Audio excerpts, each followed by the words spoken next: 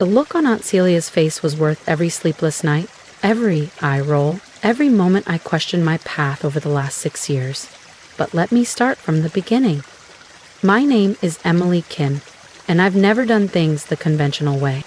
While my cousins were attending elite universities on the East Coast, I stayed in Seattle, working full-time at my family's biotech manufacturing firm, Everlyn Labs. At night, I enrolled in an online program focused on automation engineering, not because I wasn't accepted to top schools.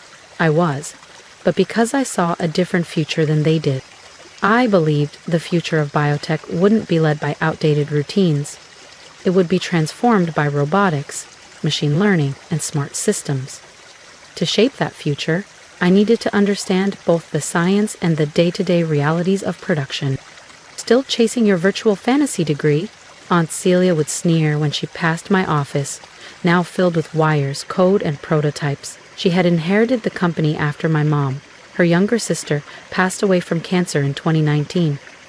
The 12% stake left to me was treated as symbolic at best. Biotech thrives on reputation, Emily, she'd tell the board, not garage ideas and online certificates. But while she dismissed me, I was paying attention, watching other firms wrestle with the same issues we had: bottlenecks, contamination, inconsistency. I studied them, and I knew we could beat them with the right tech. My cousin Evan, Aunt Celia's pride and joy, laughed at me once in the cafeteria. Freshly minted from Wharton and already promoted to COO, he said, "She's never giving control to someone who graduated from Zoom U." I didn't respond, I just worked. And when I patented a system that boosted output by 300% and slashed overhead, the board finally looked to me, not as a backup, but as the future. I wasn't the girl with the online degree anymore. I was the woman who saved their legacy. Her company. That's what they all called it. They forgot that my mother was the one who turned Everlyn Labs from a tiny regional lab into a competitive biotech force. They forgot that her shares, now mine, were earned with vision and risk, not vanity and titles. But I didn't forget, and I hadn't been wasting my time. For 3 years, while the rest of the company dismissed me as the tech-obsessed niece, I worked quietly, methodically, on a project that could change everything. By day, I was just Emily Kim, a mid-level employee buried in quality control. By night, in my one-bedroom Seattle apartment turned makeshift lab, I was building a revolution. I called it AI and NI, Adaptive Neurointelligence System. Not just another automation tool, ANICE was an AI-powered manufacturing brain. It could self-diagnose production errors before they happened, recalibrate drug formulations in real time, and optimize efficiency far beyond current industry standards, all while surpassing FDA compliance thresholds. I filed the patent under my name alone. Aunt Celia never asked me to sign an IP agreement for after-hours work. She thought my side projects were beneath her attention. That arrogance would cost her everything. The same week my patent was approved, Everlyn Labs hit a crisis. Our biggest competitor rolled out a new semi-automated platform, slashing their production costs by 30%.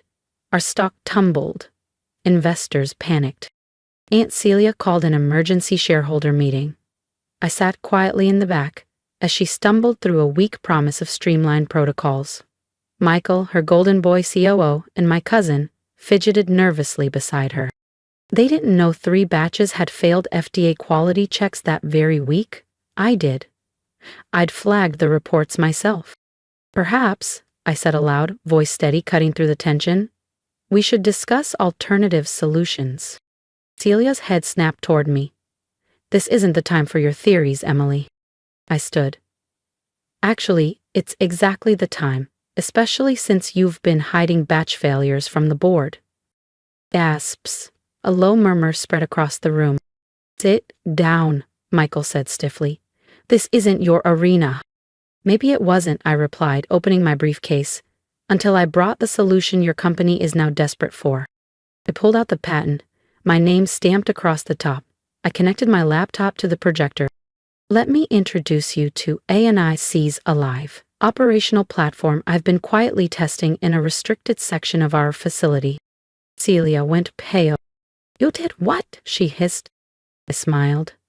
As quality control supervisor, I have contractual authority to implement test systems. You signed off on that clause yourself. The screen lit up. Real-time dashboards, analytics, predictive alerts, everything A&Is had been doing behind the scenes.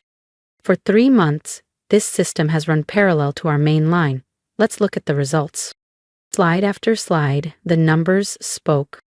45% reduction in production costs. 98% fewer quality failures. Real-time adaptations no human team could match. This isn't just a fix, it's the future. Michael stood up, sputtering. Those figures aren't possible. They are, I replied calmly. The FDA conducted an unannounced inspection last week. Want to see their initial report? Celia gripped the table. This is unauthorized. Actually, it's by the book, I said, flipping to the contract clause. And the patent? It's mine, not the company's. Not yours. The room buzzed. First confusion, then realization. Investors leaned forward. Whispers turned to excitement. We can license this, one said. We can spin it into its own division, said another. I saw dollar signs in their eyes. More importantly, I saw respect. Celia sat frozen. Michael looked lost. Sometimes, the best revenge isn't confrontation. It's standing tall while everyone who underestimated you realizes they were never even in your league. I closed my presentation. My mother built this company's legacy with vision. I intend to protect it with innovation. And judging by the board's reaction, they were ready to follow me. Not the niece, not the backup plan, but Emily Kim, the future of Everlyn Labs.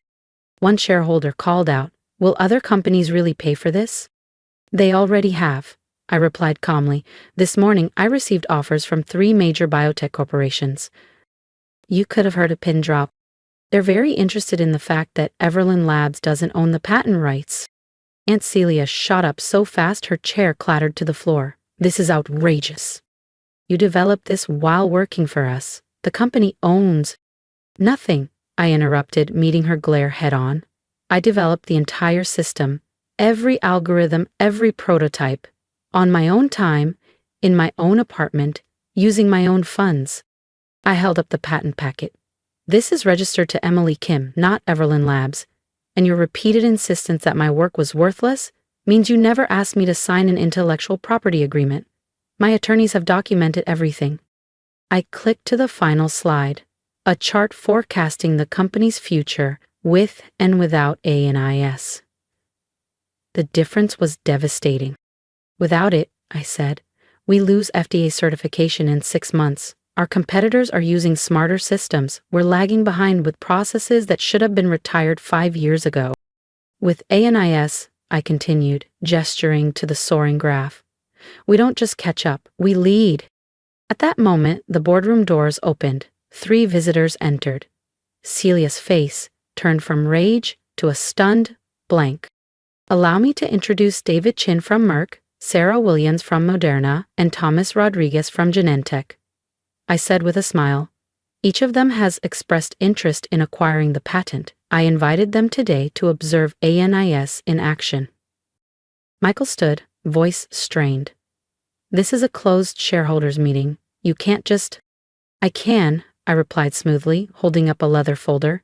As a shareholder, I have the right to invite outside observers to any non-confidential technology demonstration. It's in the bylaws. The ones Dad wrote. The guests took their seats, expressions focused on the screen. So, here's the choice, I continued. Everlyn Labs can license my technology. You retain control, but pay market rates for use of A&IS. Or, I look toward the industry reps. I can accept one of the very generous offers on the table. Celia slammed a fist on the table. This is blackmail. No, I said evenly. This is business. The kind of business you said I'd never understand with my worthless online degree. I pulled out a final document, thick and detailed. This is my formal offer. Exclusive licensing rights to ANII, with several conditions. What conditions? Asked a shareholder, leaning forward eagerly. First, I said, a restructuring of the board. My mother's vision was about progress and innovation, not stagnation and ego. We need leadership that reflects that. Celia's face twisted. You want my position? No, I said firmly. I want the position I've earned, Chief Technology Officer, with a seat on the board. The licensing agreement is contingent upon that appointment. The room went silent, the weight of the moment hung in the air. Michael, usually full of Ivy League confidence, asked, "And if we say no?" I turned again to the visitors. Then I walk. My patent, my system, my terms. An older board member, Mr. Alder, who'd known my mother, spoke up. Celia, we need to vote. Now. Celia looked around the room, no support. Her reign, built on control and intimidation, was unraveling. This isn't over, she hissed. Actually, I replied, it is. I nodded toward my attorney, who stepped forward and handed each board member a sealed envelope. What now? Celia snapped. The results of an internal audit I commissioned 3 months ago, I said. It uncovered several irregularities in recent FDA compliance filings, irregularities that aligned precisely with Michael's promotion to VP of Operations. Michael paled. Celia opened her envelope. The full report has already been submitted to the appropriate federal agencies, I said, keeping my voice steady. So you have a choice. Accept my proposal or explain to regulators why your records don't match actual batch data. Chaos erupted. Board members whispered, huddled, argued. I stood calmly at the front, watching everything my family once used to dismiss me. Status, fear, tradition, crumble. Dad used to tell me, you don't fight power with anger. You replace it with something stronger. As they called for an immediate vote, I caught my reflection in the boardroom glass. This time, I didn't just see Dad's determination in my stance. I saw his pride. 6 months can change everything. I stood in what was once Aunt Celia's office, now mine, overlooking the newly renovated production floor of Everlyn Labs. Below me, ANI hummed quietly, its intelligent algorithms coordinating a seamless ballet of automation, data calibration, and precision pharmaceutical output. Since full implementation, our production efficiency had soared by 250%, and our stock price had tripled. We'd gone from surviving to defining the future. The door swung open. Maria Rodriguez, our new VP of Operations, entered with a smile and a thick folder in hand. The FDA inspectors just left, she said, grinning. They're calling us the new gold standard in biotech manufacturing. They even want to model future regulations after our systems. I smiled, remembering how Aunt Celia once warned that my garage project would destroy the company's credibility. She'd been wrong. About that, about me, about everything. The fallout from that fateful shareholders' meeting had been immediate. The board had voted unanimously to accept my proposal, not just because of the patent, but because of the truth the audit revealed. Michael had been falsifying compliance records for months. When the full investigation concluded, he faced multiple charges. Celia had no choice but to resign. Her silence had made her complicit. Have you seen today's Wall Street Journal? Maria asked, handing me the paper. The headline read, Everlyn Labs redefines biotech manufacturing. Stock soars amid AI breakthrough. Beneath that, in smaller print, former CEO Celia Whitman under SEC scrutiny in separate venture. I skimmed it briefly, then set it aside. Celia wasn't my concern anymore. I had more important things to focus on. Like the Emily Kim Innovation Fellowship, launched in my mother's name, offering scholarships to students pursuing biotech automation, especially those from non-traditional backgrounds. My phone buzzed. A message from Dr. Sarah Chin at MIT. Her team wanted to collaborate on expanding ANIS into CRISPR and cell therapy manufacturing. 5 years ago, I couldn't have gotten MIT to answer my emails. Now they were calling me. A knock on the door broke my train of thought. To my surprise, it was Aunt Helen, Celia's sister and longtime silent observer. Emily, she said gently, do you have a moment? I gestured for her to sit across from me. She hesitated, clearly uneasy in the space where her sister once ruled. "I wanted to thank you," she began quietly, "for what you did for Liam." Leia, Sully's younger son, had always been different from the rest of the family. Quiet, technical, hands-on. He'd been taking online courses in robotics engineering for years, hiding them from his mother. After the leadership transition, I found his job application rejected under Celia's orders. I brought him into the tech division. Now, Liam was thriving. "Liam earned his place," I said simply, "just like everyone else here." Helen's eyes watered. Celia was wrong. About education, about you, about how this company should be run.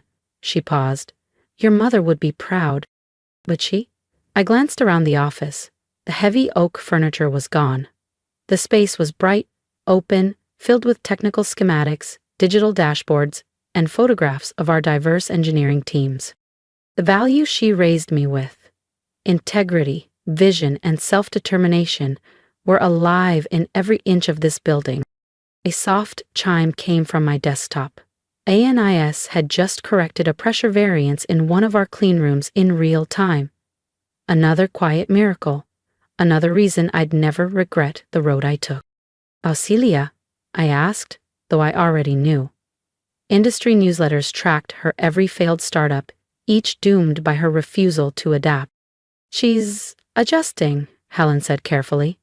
"The SEC investigation's taking its toll, but maybe it's what she needed. She's finally starting to see the world's changed." And it had. Everland Labs wasn't just a family business anymore. It was a biotech powerhouse, valued at over $2 billion, 0 cents, with major firms licensing our tech and students from around the world applying to join us. My assistant buzzed in. The quarterly board meeting was about to start.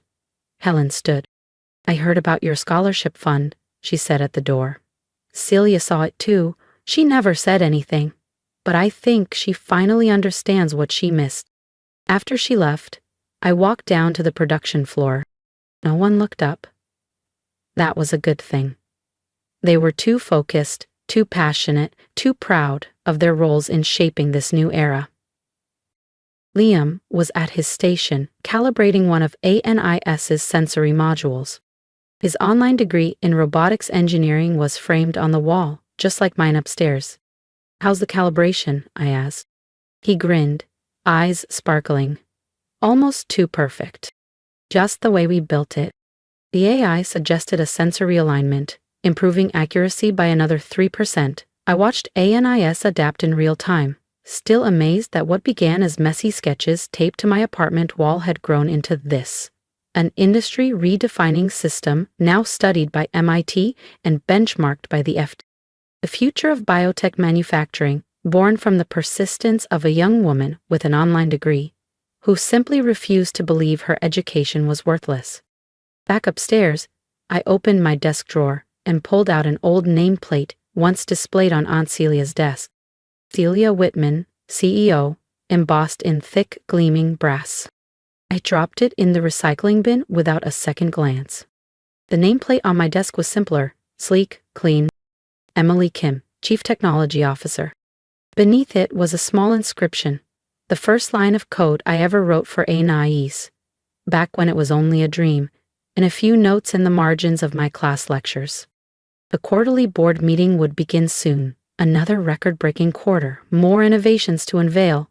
But first, I drafted a quick message to the head of our scholarship program. Double the number of online degree scholarships next year. And add this to the application. No degree is worthless if you have the vision to use it. Because the real triumph wasn't revenge, it was transformation. Success isn't defined by the school you attended, but by the courage to build something meaningful from what you've learned. And Celia had been right about one thing. Tradition did matter in biotech, but she forgot. Every tradition begins with someone daring to break the mold. As I walked toward the boardroom, I passed our newly updated mission statement. Everland Labs, where innovation meets integrity. And beneath it, in smaller print, the words, "My mother lived by." Education is never worthless. Vision is priceless. She'd been right all along.